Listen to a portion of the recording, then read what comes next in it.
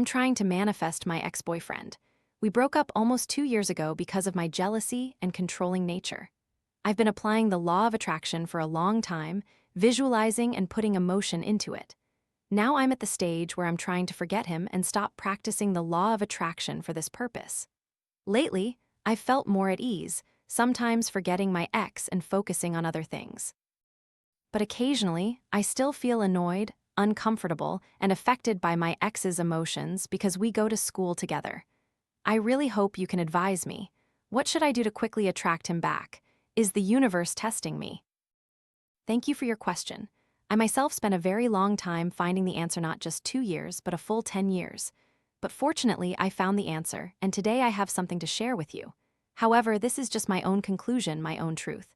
It worked for me and it brought me happiness. After hearing my sharing, you will still have to find your own answers, draw your own conclusions. All guidance, advice, and sharing from others are merely like a map, helping you get closer to your treasure. Only you can find your own treasure. To answer your question, we have two parts. First, clarifying the core cause, and second, the solution. Why do we need to clarify the cause? Because if we don't know what's wrong, we can't improve it. It's that simple. You mentioned you've tried every method, followed all the steps in the law of attraction, but you still feel annoyed and uncomfortable. So now, we need to delve deeper and find out the underlying reason why you still haven't gotten what you want, why you're still uncomfortable, right? In short, we need to find your why. Why do you want to attract your ex-boyfriend? Why do you want that person by your side? What do you think you'll gain if they come back? These are extremely important questions that I want you to spend a lot of time seriously thinking about and feeling. You need to sit down and look deep into your heart to see what the real answer is. This is a very difficult challenge because it requires you to be honest with yourself, not just give an answer that sounds good, noble, or flowery, but an absolutely truthful answer. I guess you haven't truly found the answer yet, which is why you have these doubts. For me, when I asked myself that question, it took immense courage to admit that I wanted my ex-boyfriend back. I wanted that person to return to me because I wanted to feel happy, I wanted to feel loved. But it doesn't stop there, does it? We continue with the why question.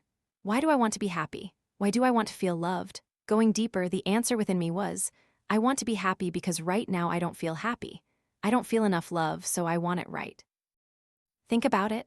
If you truly felt abundant, you wouldn't want it anymore. It's like when you're hungry, you think of hundreds of dishes, but once you're full, no matter how delicious the food is put in front of you, you won't want to eat or even look at it. So, could it be that you want to attract your ex-boyfriend because somewhere deep inside you feel a lack of love? And according to the law of attraction, whatever you are, you will attract similar things. If you apply the law of attraction while you're in a state of lacking love, you will also attract events, situations, and people that bring you more feelings of lacking love, not an abundance of love. If you want to attract love or happiness, you must have a vibration frequency that matches the emotions of love and happiness. This means you must have enough love and happiness within you to attract love and happiness from the outside. The idea that someone else can bring you happiness, bring you love, be your other half, or heal your past wounds, pain, and losses that only exists in movies and poetry. In reality, these are dependent, childlike, irresponsible ideas, or what we call a weak inner foundation. A weak inner foundation causes one to seek external things to lean on. Not only is it not romantic, but applying this mindset in reality can be very dangerous and will put pressure on both yourself and your partner in the relationship. It will inevitably lead to cracks sooner or later. Actor Will Smith, when asked about his marital relationship, once said, "Her happiness is not my responsibility. She and I should find happiness within ourselves, and then we come together and share that happiness. To make someone else responsible for your happiness when you yourself haven't achieved it is selfish. Your happiness is your responsibility, not someone else's, just as someone else's happiness is their responsibility, not yours." We can want to make others happy, but that comes from free will, not from a binding responsibility. We want to do it, not because we have to. That is pure, unconditional love. So, we have two main reasons here. The first reason is that you haven't clearly identified the motive behind wanting to attract your ex-boyfriend. The second reason is that you are applying the law of attraction, trying to attract love from a mindset of lacking love, thinking that love comes from outside. These two reasons lead to failure. Now that we know these two reasons, let's move on to the second step: practical solutions. Since you haven't identified the exact reason behind what you're doing, why you want to attract your ex-boyfriend, we need to explore that why, right? I've used some excellent methods to determine the underlying reasons, and today I'll share one with you called core desired feelings.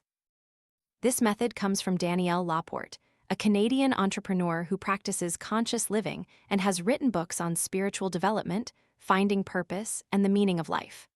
According to her analysis, everything we do, like pursuing wealth, fame, career, appearance, love, all boils down to one thing: we want a asterisk feeling. For example, you think that if you have a boyfriend or your ex-boyfriend back, you'll feel happy. But if having a boyfriend doesn't make you happy, you might not want one, right?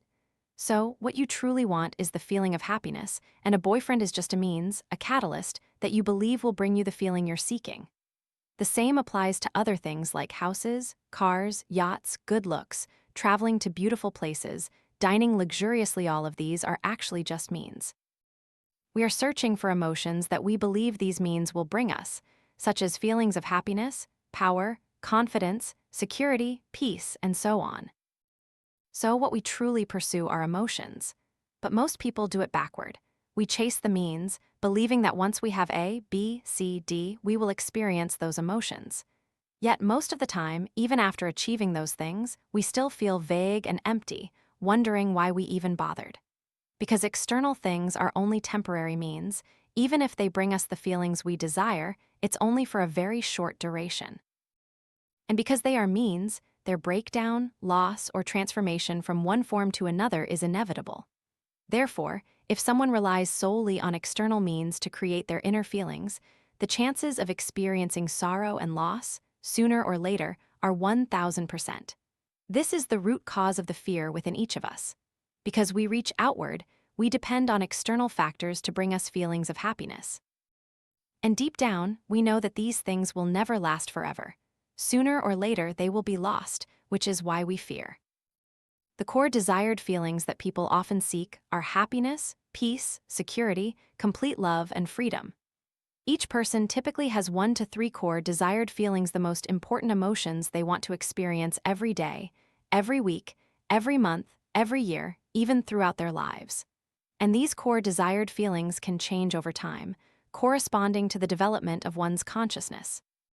So, what are the feelings you crave, that you want to have, that you believe you will get when your ex-boyfriend comes back?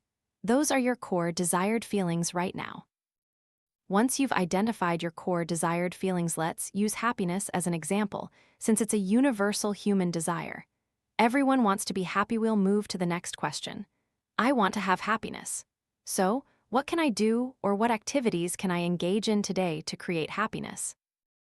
For example, singing, drawing, dancing, swimming, reading, crying, journaling, talking to a friend, going on a self-date, going for a picnic in the park, or finally pursuing a passion project that you've been procrastinating on for so long, practicing yoga, meditating, breathing exercises, walking barefoot in the park, or taking your pet for a walk, and so on. This question helps you work from the root up. It helps you ensure that everything you do today revolves around one most important goal: bringing yourself happiness. And when you have this foundation, it will be very easy to make decisions. Things that don't make you happy, you won't do, or you'll do very little if you must. Things that make you happy, you'll do more of. It's incredibly simple. This is the mindset, the way of life, of a mature, happy person who is responsible for themselves. That is, they confidently find solutions and provide for their own needs, instead of demanding, depending on, or waiting for some external factor or person to bring them those things. Gradually, you will realize that there are countless ways you can make yourself happy that you never knew before because you weren't asking the right questions. When you ask, "What can I do today to make myself happy?" and then act on it, that's when you nurture and cultivate the feeling of happiness within yourself. And if you do this consistently, every day, you will gradually become a person overflowing with happiness from within. And at some point, you'll find that you no longer care about having a boyfriend or attracting your ex-boyfriend back, because you've given yourself the most important thing: happiness. And the amazing thing is, at that point, you will become an incredibly powerful magnet for happiness. Because you are full of happiness, wherever you go, whatever you do, you will attract happy people, happy situations, and they will also love bringing happiness to others. At this point, you are no longer chasing love. Love will find its way to you. Because you are the center of love, you are the magnet that attracts love. So the solution for you is: first, identify your core desired feelings every day.